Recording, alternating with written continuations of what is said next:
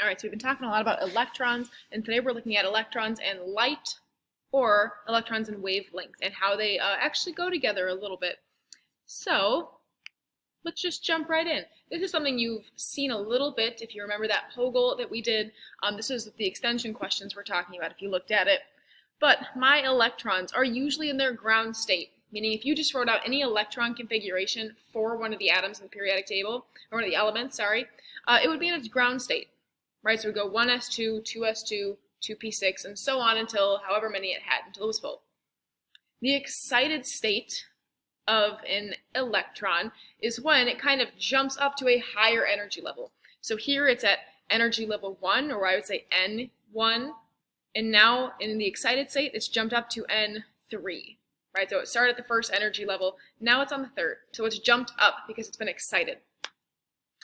So what this looks like as far as electron configuration goes, right, for fluorine is the first example, its ground state is 1s2, 2s2, 2p5, but when it gets excited, one of these outer electrons, or valence electrons, that just means the outermost electron, is going to jump up to that next kind of highest energy level. So right here, now I have 1s2, 2s2, 2p4, and one of those electrons that was in 2p is now in 3s, so I go to 3s1.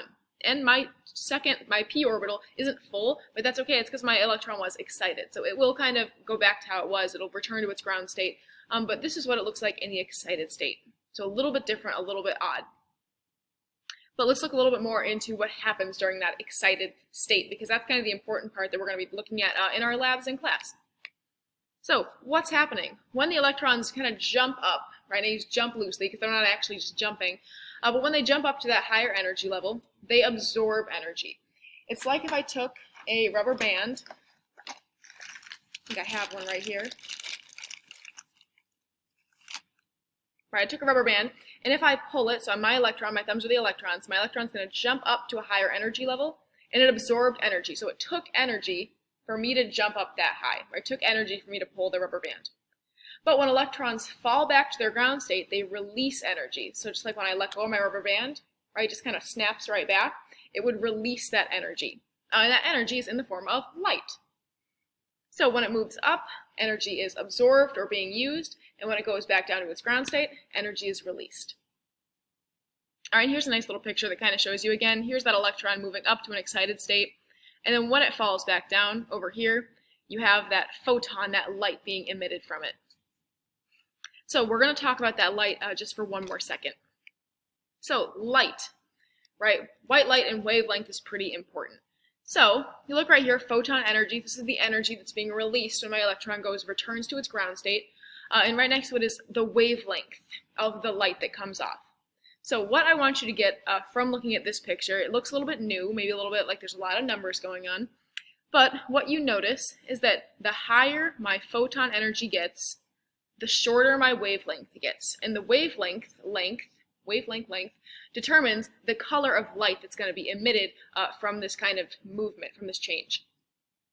So what we're going to look at in a second is, okay, well, if my electron falls a lot, right, but has a lot of energy, then I'm going to have a short wavelength, and then I would expect to have some sort of violet color. Versus the opposite, if my electron only falls a little bit, it's going to have a little bit of energy, and then my wavelength is going to be a lot longer, which gives me more of this red color. Or it could be anywhere in between, depending on how far that electron's falling. So here's what I mean by that. All right, look at this picture over here. My electron has fallen from n equals 6, it's a little bit blurry, from n equals 6 all the way down to n equals 2. So almost the entire way, right, except for this last one. But my electron fell pretty far. So if it had a big drop, that means a lot of energy is going to be released. We remember from the last slide that a lot of energy being released means there's a short wavelength. So I want to know what color of light this would emit.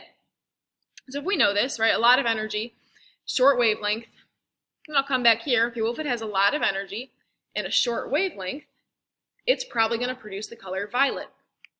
So in this kind of little arrow, this squiggly line showing you the light being emitted helps you out, right? Short wavelength is going to give you that violet color. So that's why this drop will tell us a lot of things. And it is kind of cool because each element has its own kind of electron spectrum. right? So colors that it's going to produce when its electrons are excited and fall back to their ground state. So we could actually look at these spectrum and determine what element we have, because they're all unique to that element. So hydrogen, if I excite hydrogen electrons, this is the color spectrum I'm going to get. Same with helium, and same with carbon. And we're actually going to be doing this in class. We have the technology, so you'll get to see this in person. Key things from this video are, 1, when my electron moves up, energy is absorbed, and when it falls back down to its ground state, energy is released. And the second big thing is when we're looking at wavelength, right? If I have a lot of energy, so if I have a big change, I have a short wavelength. All right, or if I have a little change, I have a long wavelength. You do not need to memorize these colors and what's produced or anything, but we will be talking about it. So I hope you watch this video because that'll help you with some of the stuff that we're doing in class. But that's all I have for this video.